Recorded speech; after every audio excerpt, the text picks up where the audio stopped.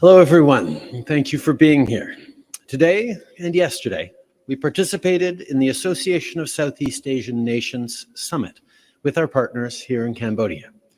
We announced the great news that ASEAN will elevate our relationship to a strategic partnership. This is an endorsement of Canada's engagement in the region and a step forward towards much closer relations between our countries and our peoples moving forward. Expanding our partnerships and economic ties with countries here is critical for Canada. Earlier this week, Minister Joly announced our upcoming Indo-Pacific strategy. This will be a major shift to strengthen our engagement in the region in the long term. ASEAN is central to the Indo-Pacific region where we are right now. It's a growing hub for trade and investment that fosters open markets and creates good, meaningful jobs now and into the future as the Canadian economy grows. The Indo-Pacific is a priority for Canadians. Ensemble, les 10 pays membres de l'Association des Nations de l'Asie du Sud-Est représentent la 5e plus grande économie au monde et la 3e plus grande population. C'est une région qui a énormément de potentiel. Si on veut créer des bons emplois pour la classe moyenne et aider nos entreprises canadiennes à prospérer, on doit être encore plus présent ici. Il faut développer de nouveaux marchés. Il faut être compétitif. C'est comme ça qu'on va maintenir la position du Canada comme un vrai joueur mondial. Voilà pourquoi on est ici aujourd'hui, qu'on va être au G20 en Indonésie demain et qu'on va participer au sommet de l'APEC en Thaïlande. Yesterday, I shared that we'll be investing in a fund to help advance the negotiation of a free trade agreement with ASEAN. We'll also invest in a new Canadian trade gateway in Southeast Asia, a trade gateway that will help Canadian businesses expand into Indo-Pacific markets, linking them to incubators, entrepreneurs, and accelerators. These investments will mean more jobs for Canadians and more growth for ASEAN economies. While we invest to create more jobs and more opportunities for people, we're also working to build a more resilient future. Around the world, over the past years, we've been seeing flooding, hurricanes, and wildfires caused by climate change. The consequences of climate change are real for our communities and for our economies. Many countries in Southeast Asia, especially coastal ones with islands, just like Canada, are even more vulnerable to climate change.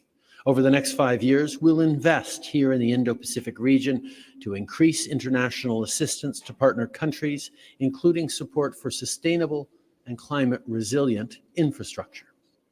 We're also stepping up our work to protect the environment. Canada has world-class expertise in oceans management, and we can use this expertise to help. We're committed to keep the ocean healthy in the Indo-Pacific region, and we'll invest to create a new Shared Oceans Fund.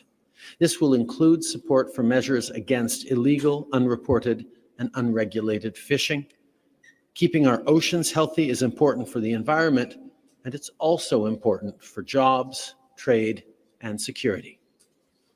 Bâtir un avenir durable, c'est aussi de s'assurer que tout le monde ait une chance égale de réussir.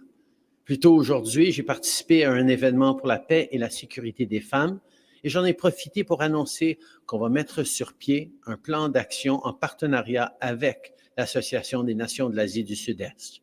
J'ai aussi annoncé un investissement pour aider des organisations canadiennes à promouvoir l'égalité des sexes dans la région Indo-Pacifique et encourager la réussite des femmes et des filles. Bien sûr, cette semaine, je vais continuer de dénoncer la guerre illégale et brutale de la Russie en Ukraine. C'est une guerre qui fait des ravages horribles et qui a des répercussions partout dans le monde. Poutine a créé une crise énergétique, de l'insécurité alimentaire et de l'inflation à travers le monde. Plus que jamais, c'est le moment de collaborer pour faire face à ces défis. Canada is home to some of the largest diasporas of Southeast Asians in the world. To continue strengthening ties between our peoples, we'll expand the successful Canada-ASEAN Scholarships and Exchanges program. Southeast Asian students enrich our universities and communities, and we want to provide them with even more opportunities to study in Canada. We're here this week to make Canada more competitive and to show the world what we have to offer. We're deepening and strengthening our engagement in the region for the long term, and we're focused on creating jobs and opportunities for Canadian businesses. I look forward to continuing this work at the G20 in Indonesia, at APAC in Thailand, and over the months and years to come. Merci beaucoup tout le monde. En vos questions. Thank you, Prime Minister. And I'll start with the Canadian reporters. One question, one follow-up. Hi, Mr. Trudeau. Mackenzie Gray with Global. We've reported that CSIS gave you a briefing that in 2019, China interfered in the Canadian election. At the G20, you're going to be sitting beside Xi Jinping. Are you going to raise this issue with him? Let me first highlight something that Canadians can be reassured by. We created a special independent commission made up of top officials and security experts to ensure that our elections continue to be free and fair in Canada.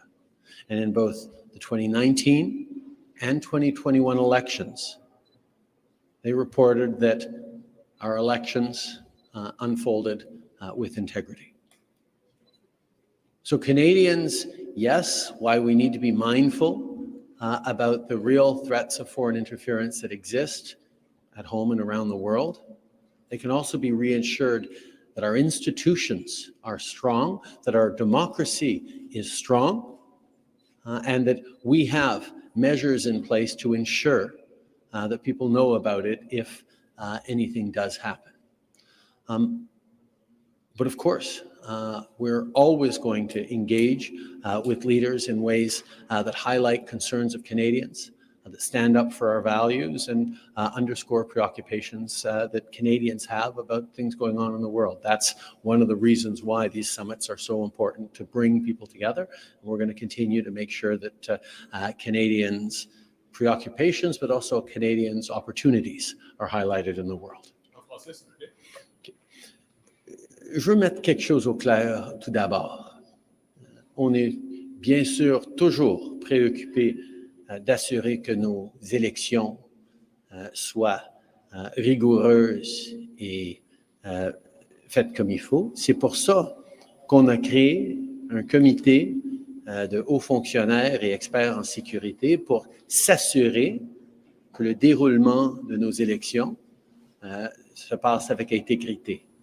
Et dans leur rapport sur les élections de 2019 et 2021, ils ont confirmé que notre processus électoral a demeuré intègre. Je pense que les Canadiens sont très conscients qu'il y a des acteurs dans le monde qui veulent déstabiliser différentes démocraties, mais ils peuvent aussi savoir qu'au Canada, on a la résilience et on a une force d'institutions et de démocratie qui continue d'être robuste et intègre. Mais bien sûr, par rapport aux conversations qu'on va avoir avec différents chefs d'État pendant ces voyages, on va toujours souligner et les préoccupations des Canadiens et soutenir nos valeurs et amener les opportunités que nous avons pour créer plus de prospérité pour les Canadiens et pour nos partenaires à travers le monde.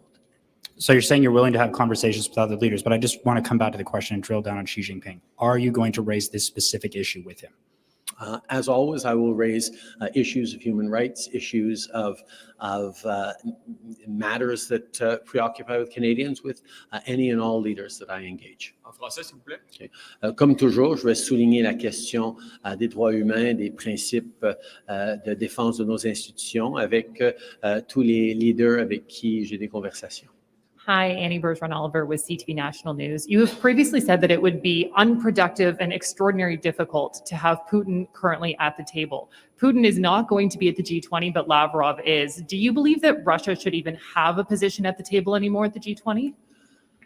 I think because the biggest question that we are facing in the world right now as a global economy is in part the instability that flows from Russia's illegal invasion of Ukraine, the energy crisis that has flowed from it, the inflation crisis that has flowed from it, the food crisis that has flowed from Russia's illegal actions.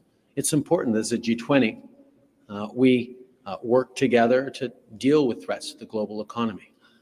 We know that Russia has continued to spread misinformation and disinformation on their role in global instability, and the conversations we'll have around the G20 will be very, very clear to all our partners that Russia is responsible for making an already challenging world so much more challenging for millions, if not billions, of citizens who are suffering, not just those directly impacted by its illegal war in Ukraine, but those who are disrupted by the challenges of the global economy that it has caused. En français, s'il vous plaît. C'est très clair qu'au G20, quand on parle de défis pour l'économie mondiale, on va certainement se pencher sur un des plus gros défis de l'économie mondiale. C'est l'instabilité causée par l'invasion illégale de la Russie en Ukraine. Que ce soit la crise alimentaire, que ce soit la crise énergétique, l'inflation mondiale, tout a été aggravé par cette décision injustifiable de Vladimir Poutine d'envahir un pays voisin. Et donc, les conversations que nous allons avoir en tant que leader du G20 vont souligner à quel point la Russie doit être tenue responsable et comment nous allons devoir renforcer les règles et les principes de droit et de justice qui doivent soutenir notre système international. Today, you took an emotional tour of Cambodia's Genocide Museum. Tomorrow, you're going to be at the G20 with China. The Canadian Parliament has already called China's treatment of the Uyghurs a genocide, so why haven't you?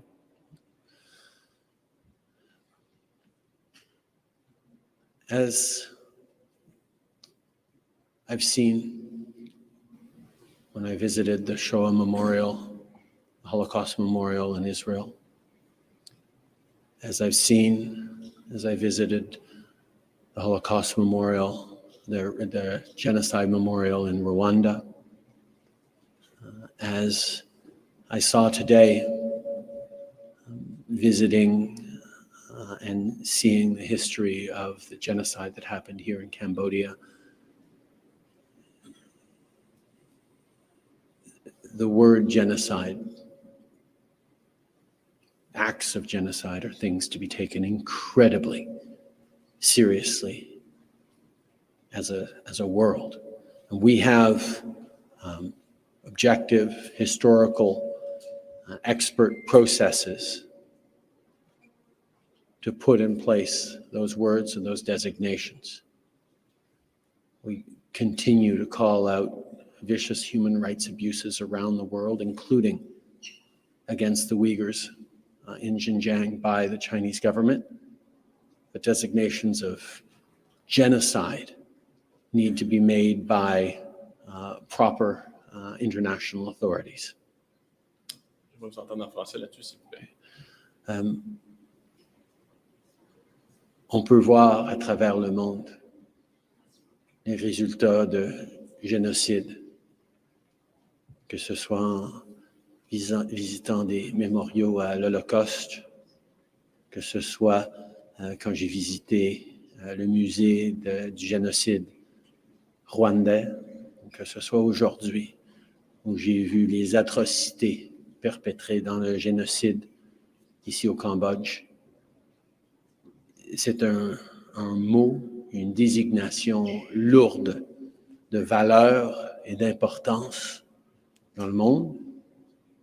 Et ça doit être par des processus fiables et indépendants qu'on utilise ces mots-là pour ne pas risquer de ternir le poids des événements de génocide reconnus à travers le monde. Mais nous avons toujours reconnu les les actes de violence et les attaques aux droits profonds et fondamentaux des gens qui se passent en Xinjiang contre les Ouïghours, perpétrés par le gouvernement chinois. Et nous allons continuer d'appeler pour plus de transparence, plus d'ouverture et plus de responsabilité du gouvernement chinois pour ces actes horribles. Bonjour, M. Trudeau, Louis Blouin de Radio-Canada. Si vous en avez l'occasion pendant le G20, est-ce que vous allez vous adresser directement, interpeller personnellement Sergueï Lavrov? Tout d'abord, Vladimir Poutine et le gouvernement et l'administration russe savent tous très bien la position du Canada, que leur guerre illégale en Ukraine est non seulement dévastateur pour les gens en Ukraine, mais déstabilise l'économie mondiale. C'est une erreur monumentale qu'ils ont faite pour laquelle ils vont être tenus responsables. Moi, ma priorité au G20, ça va être de souligner à quel point ça devient de plus en plus insoutenable pour les autres pays dans le monde de continuer à appuyer ou même juste à ne pas condamner la Russie pour ses actes horrifiques et déstabilisatrices pour les gens à travers le monde. Nous nous rassemblons au G20 pour, justement, nous existons en tant que G20, les grandes économies du monde, pour pouvoir s'adresser ensemble aux grands enjeux dans l'économie mondiale.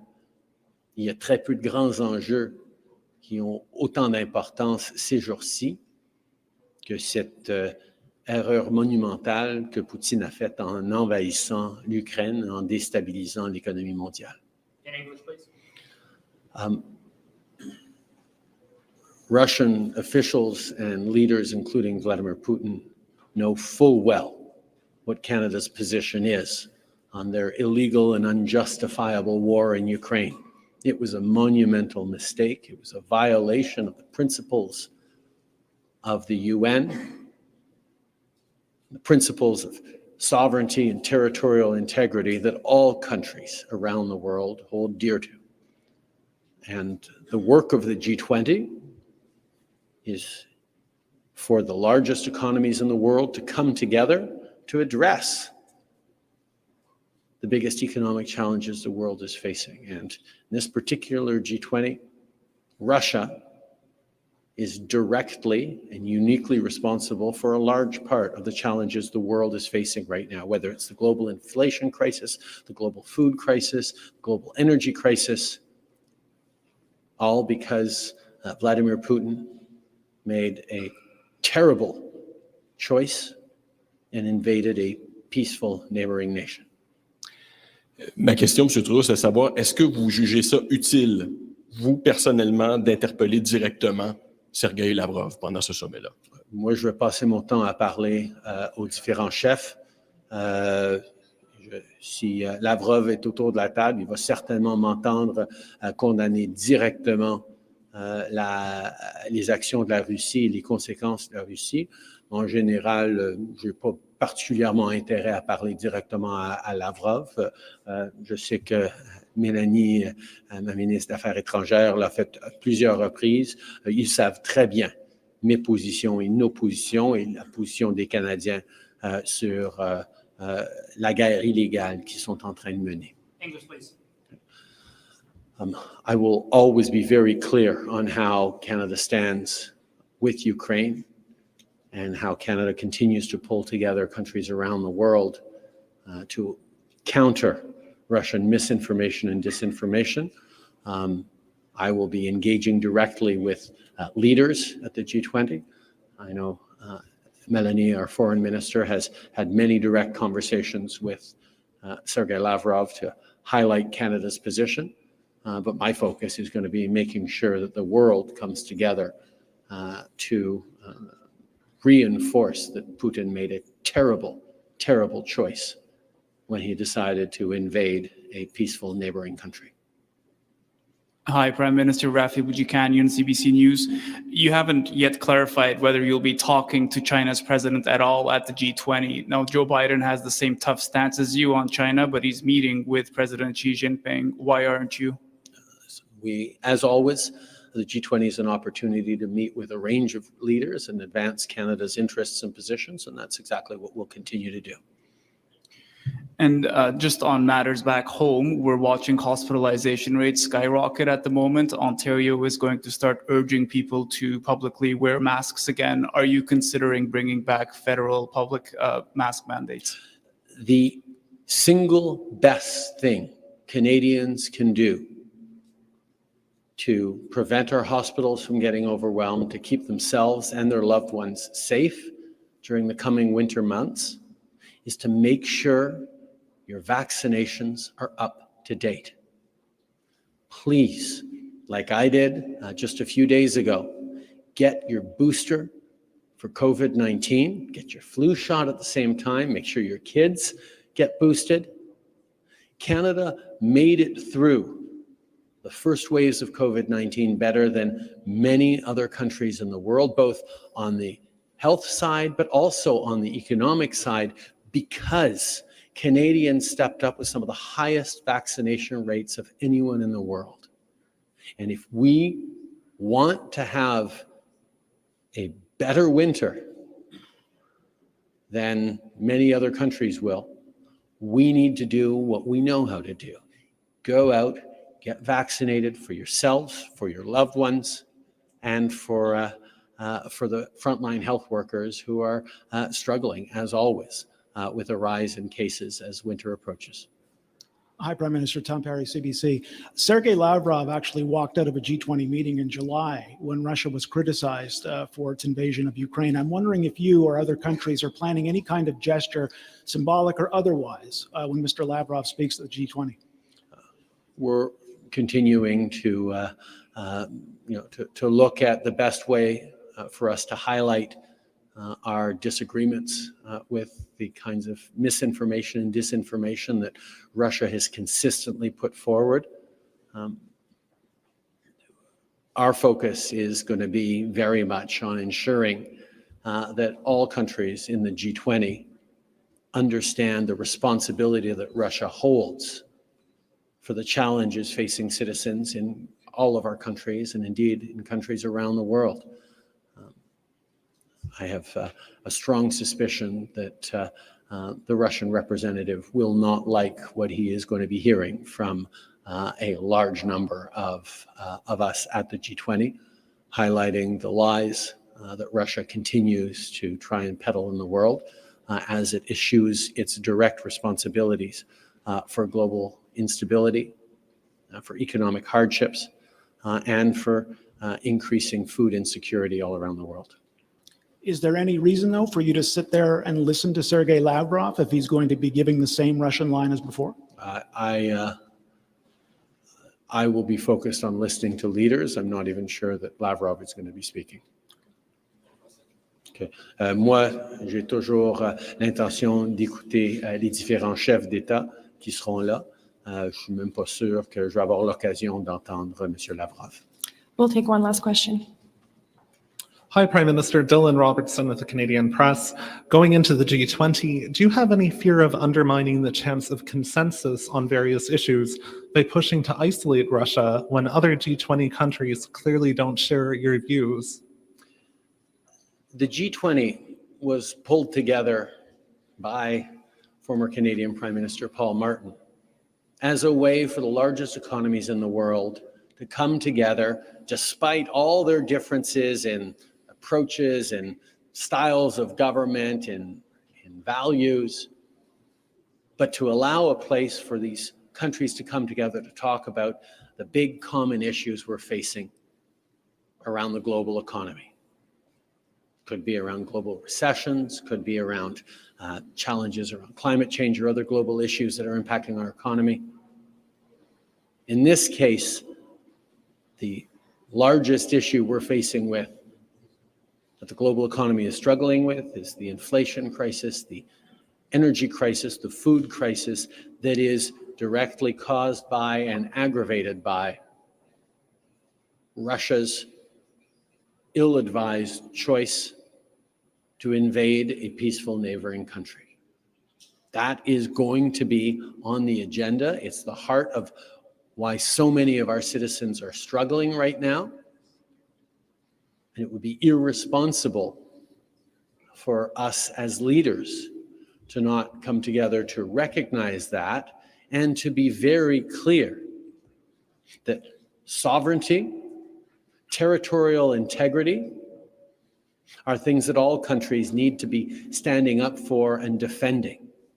And even those countries that have not pronounced themselves as clearly as I think they should on Russia's responsibility for this impact on the world will always stand up to defend territorial integrity and sovereignty, two principles that Russia flagrantly violated with its choice to invade Ukraine. And a question for you, Prime Minister, and hopefully both your ministries as well. Coming out of the Chinese Communist Party Congress, what is it that worries each of you the most about Xi? I think we're all seeing that China is taking a more active role in the world and the global economy. We need to figure out how to engage with it in a way that is consistent not just with our values, but our interests as Canadians. There are some situations that we're going to be challenging them directly on human rights, on use of coercive diplomacy, on lack of respect for the rule of law. There are other situations, whether it's on climate change or certain parts of global trade, where we're going to have to figure out how to work with them. But we're going to do it with clear eyes and strong positions around our values to make sure that everything we do is about standing up for Canadians, standing up for opportunities for Canadians, because that's what people expect, and that's what we'll continue to do. But happy to turn it to Mélanie.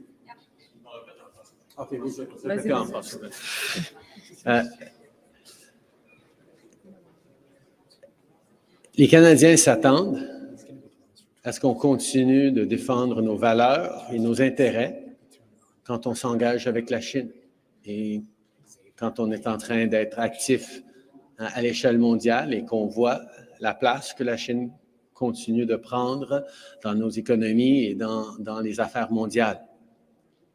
Il y a des enjeux sur lesquels on va mettre au défi directement le gouvernement chinois, que ce soit sur les droits humains, que ce soit dans la règle de droit, que ce soit au niveau de la diplomatie coercitive qu'ils ont utilisée. Nous allons être très clairs d'être là pour défendre les Canadiens et nos intérêts. Mais il y a aussi des occasions où on va pouvoir travailler avec eux pour lutter contre les changements climatiques, par exemple, avec la COP15 qu'on est en train de co-présider à Montréal dans quelques semaines, ou dans des engagements au niveau du commerce international, où il y a des opportunités pour nos entreprises, nos travailleurs. Mais nous allons le faire de façon responsable, qui est toujours là pour défendre les intérêts et les valeurs des Canadiens. Mélanie? Merci, Mr. Prime Minister. Dylan, when you look at the speech I gave nearly a week ago, one thing that was highlighted is how much China is trying to influence international norms in its favor, which really departs from our own interests and values. And so that's my main concern as foreign minister, because it creates more instability in the world, and it's a threat to peace and security in general. So that's why also we're here. We're here because we know that for ASEAN, it's extremely important to have international norms and rules respected, because they have kept us safe since the Second World War. And that's why Canada is also investing so much in this relationship. ma plus grande préoccupation présentement lorsque vient la question de la Chine, c'est vraiment le fait que de plus en plus, la Chine essaie de transformer les règles internationales en sa faveur. Et ce faisant, ça a un impact parce que c'est à l'encontre des intérêts et des valeurs du Canada et des Canadiens.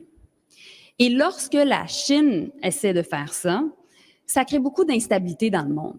Et c'est une menace directe à la paix et à la sécurité dans le fond du monde entier. Et c'est pour ça qu'on est ici. C'est pour ça que c'est si important que le Canada soit ici à ASEAN. Parce que ASEAN veut s'assurer de faire respecter ces normes internationales-là. Ils sont des alliés du Canada et nous sommes des alliés d'ASEAN. Et donc, vous avez entendu le premier ministre parce que notre engagement fait partie de notre vision de maintenir les règles qui font en sorte qu'on a une paix et une stabilité depuis la Deuxième Guerre mondiale.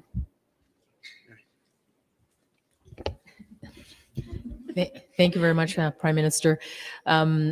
We've been really clear, particularly with Canadian businesses. I've certainly been clear as their trade minister and their business minister that we will support them wherever they operate in the world, including in China. But as Minister Joly has said, we also want to make sure that businesses understand the kinds of risks that may be there for them, and to pursue their economic interests, understanding the kind of risk that they may be taking on. So we will continue to support Canadian businesses, particularly in trade, and that work will continue. Thank you, everyone. This is what ends press conference. C'est ce qui me fait la conférence de presse du Canada.